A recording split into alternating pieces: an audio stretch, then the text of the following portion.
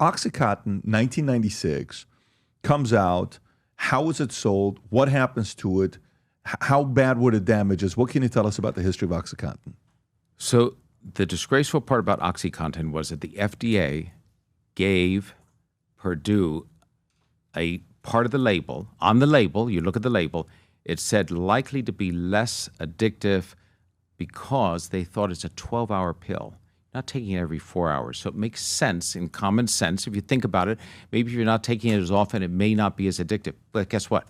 They had no studies to show that. So they allowed them to put that on the label. It's a big selling item, right? Wow. Oh my God. They went to doctors and they said, by the way, we have a less addictive product, which it wasn't at all. Who was it? Was a lobbyist got FDA, them to, no. So did somebody lobby to get the FDA the Sacklers did it themselves. They worked that. They were there. Richard Sackler, the sons, the grandson of Arthur Sackler, they worked it for the FDA. And by the way, the FDA approval officer, 2 years later, leaves the FDA, and what does he do? He goes to work as the chief medical officer at, you get it, Purdue Pharma.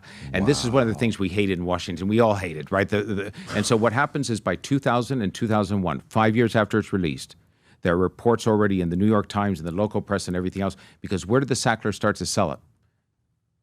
They didn't sell it in New York City. They didn't sell it in Santa Monica, where you were for a while. They didn't sell it in San Bernardino or wherever else. They went ahead and they sold it in Appalachia. They said, you know what, we think there's a real market there. And you know why?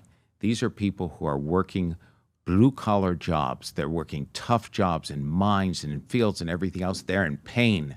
They've got real pain. We can help to sell this and alleviate pain. And they start to sell it in little towns in Kentucky, little towns moving up through all the way through the Appalachian Belt. There are pharmacies that have towns that are 7,500 people, and they're getting 12 million pills. So you think there's a problem. People are coming all around to get the pills. By 2001, there are stories about the problems with OxyContin, and guess what? Nothing happens. By 2007, they have to actually make a plea. Purdue does. They're sued by the federal government because they're over-marketing, and they have to sign a consent agreement. So it's the OxyContin, the opioid crisis hasn't really killed 250,000 Americans yet. They sign a consent agreement. You'll love this being in business. And it says, we're never going to do this again. We're never going to overmarket. We're never going to oversell it, everything else. They signed the agreement. And they went back and did the same thing. They put it on steroids. And from 2007 until 2019 to 20, when they start to finally, the whole focus is on them, and then they go bankrupt. They essentially got away with it. I always thought, I try to let the facts speak for themselves in my book, but I always thought the Sacklers could have had a criminal charge, the family brought against them possibly for conspiracy or that. No attorney general wanted to look at it. They just wanted the money from them. That was the end of it. Okay. So at this point, from 1999 to 2021, I think 645,000 people have died because of the drug, right? And I wonder, when you're saying they went to the blue-collar worker, right? Appalachia is where they started. They're like, these are hardworking people. They're on their feet all the time. So you take the pill. This is what's going to help you, 12 hours, all this stuff. So it wasn't through TV advertisement that they go to them?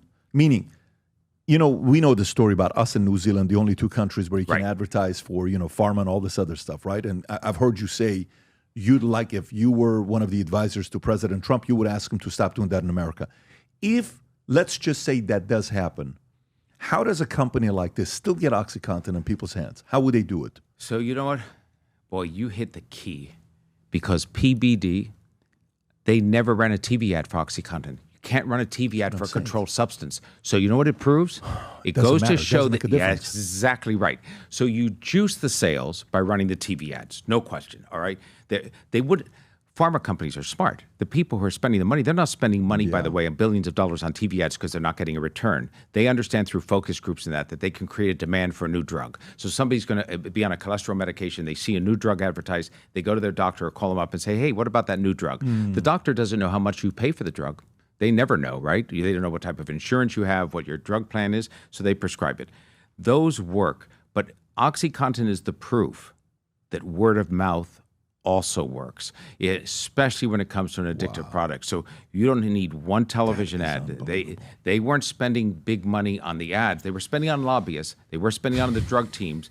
They were doing all types of bonuses, for selling the most, all the things you would expect for drug sales. Yeah, it says the last time they advertised on TV was in 2000s, and they haven't since then, allegedly. This is what this article is talking about, Purdue Pharma. So then that means it doesn't matter if you have an addictive product or not, whether you advertise on TV or not, you're still going to get in the hands of people. So what has been the progress and the level of regulation for something like OxyContin?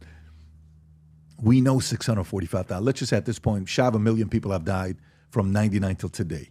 What can regulators do? What can but RFK comes out and he says, Tylenol during pregnancy is linked to autism, right? Of course, we've looked at the amount of vaccines that we take. I think you just tweeted that 2 days ago. Rob, if you want to go to Gerald's Twitter account, just 2 days ago, you posted this. It could have been 3 days ago. It's one of the recent posts that you put up with the amount of vaccines that is being taken before versus now. Oh, my God. It's unbelievable. No. It's fantastic. Right there. Okay, so that's the one that you posted, right?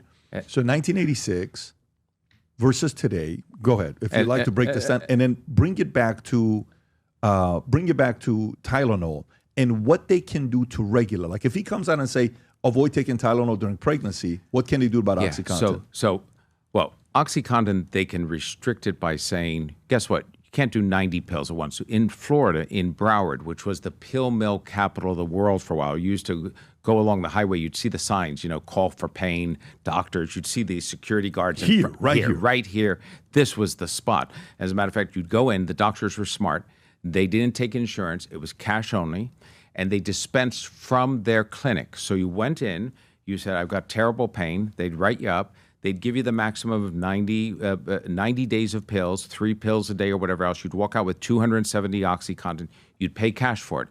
You'd go half a mile down to another one. There was no database at the time of how many doctors you went to. That's why people were coming in from Georgia and Kentucky. You'd see all the foreign license plates in front of the place.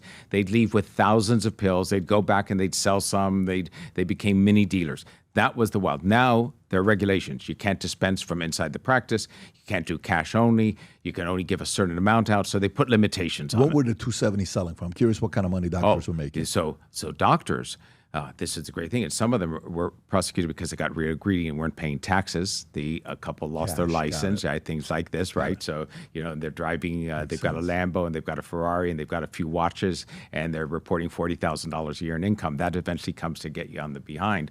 But those pills, they would sell them to patients. For the most part, they were costing $5 to $6 a pill.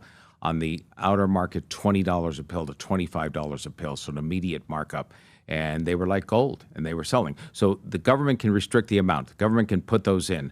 State by state they were doing, and then the federal government can do it. Now here, this is what I call not the greatest scam, because vaccines serve a purpose. You can get a vaccine against polio and things like this. It works. But the number of vaccines is interesting. You're talking 1986, from birth to 12 months, you're talking literally 5 vaccines. Now, all of a sudden, you're talking a couple of dozen. Why? Because we've learned to be better at medicine and all of a sudden we're preventing more illnesses? No. What's happened is in 2017 and 2018, the pharmaceutical companies had almost left the vaccine business. Why? Liability. They were being sued. And then the government gave them a free pass, a get-out-of-jail-free card. It set up a fund that said, by the way, you get a vaccine, you know what, this is really for the public goods. So you're a drug company, you're doing a vaccine, somebody gets sick, they turn into Quasimodo, they can't think anymore, they've lost their eyesight, they can't sue you. They'll come to the vaccine fund, with taxpayer money, we'll give them some money, that'll be the end of it.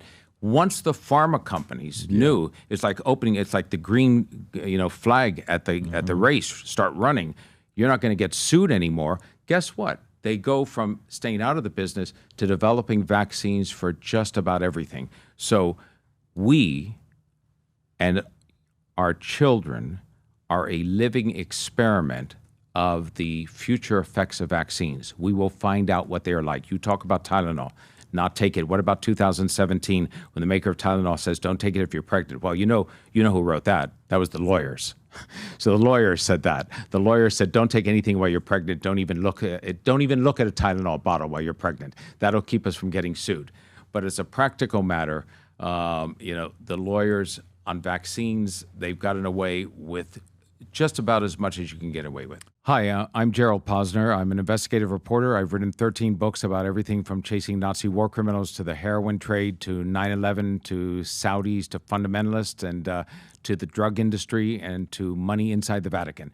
You can ask me just about everything on my next. Reach out to me and talk to me about 9/11. Find out what's happening in terms of the Epstein files. If you want to find out what's happened in the recent Trump assassination attempt by crooks, I'm looking into that as well. I've got a whole series of things, including the transgender industry on children, that are on my hot list. So send me some questions.